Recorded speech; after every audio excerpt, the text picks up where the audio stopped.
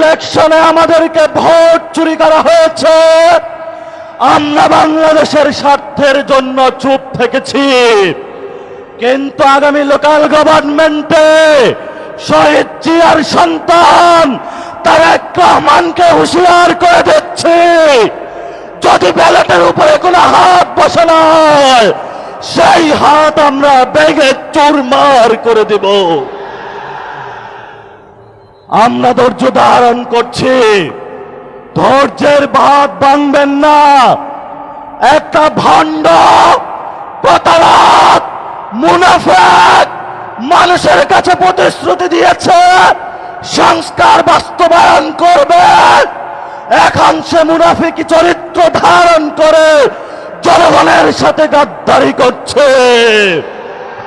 আমরা অতীতে অনেক গাদ্দারদেরকে শাস্তি দিয়েছি।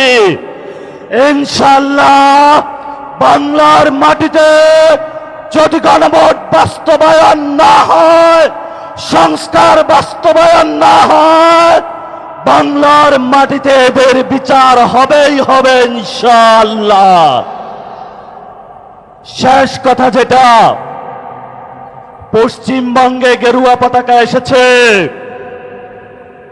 আমরা এখানে আছি ইনশাআল্লাহ প্রস্তুত। সবাই প্রস্তুত আছেন? হাত তুলে সবাই দেখান, সবাই প্রস্তুত আছেন?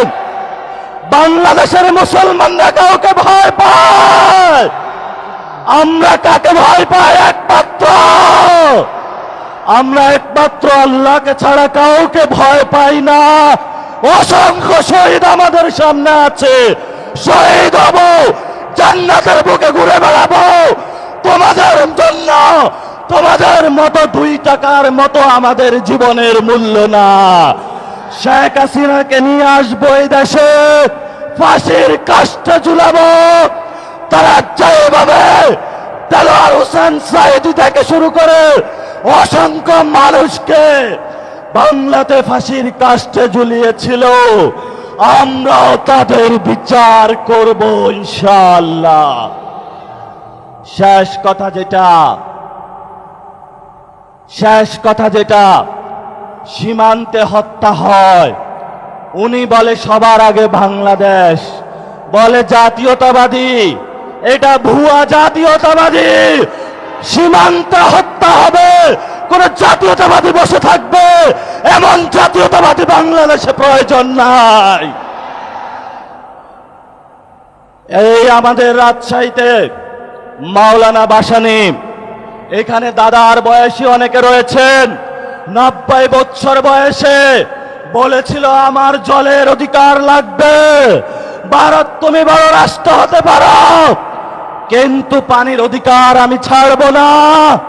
আজকে ফারাক্কার ঐতিহাসিক দিবসে পানির অধিকার, সীমান্ত হত্যা বন্ধ, গণভোটের রায় বাস্তবায়ন, মানুষের বিদ্যুৎ গ্যাসের চাহিদা এবং শেখ হাসিনার বিচারের দাবিতে আপনারা যে ঐক্যবদ্ধ সংগ্রাম শুরু করেছেন, রাজপথে, পার্লামেন্ট থেকে এখানে সংগ্রাম গড়িয়েছে, এই আজাদির সংগ্রাম চলবে। ইনকিলাব জিন্দাবাদ। আসসালামু আলাইকুম।